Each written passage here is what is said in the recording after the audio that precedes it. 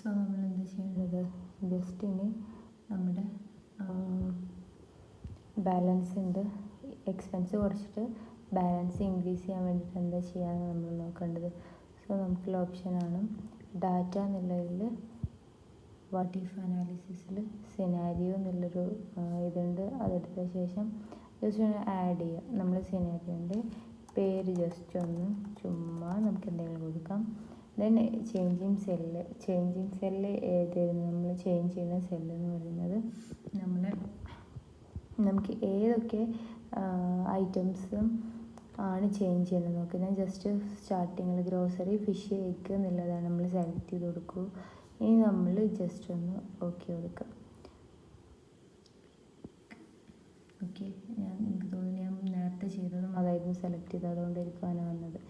Just നമുക്കൊരു സിനാരിയോക്ക് ഒരു പേര് കൊടുത്തു.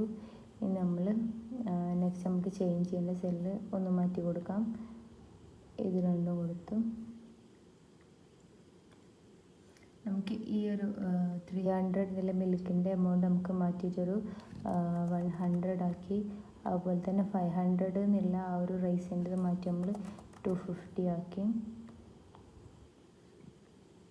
ഇതേ നമ്മൾ ഉണ്ടാക്കിയിട്ടുണ്ടായിരുന്നു.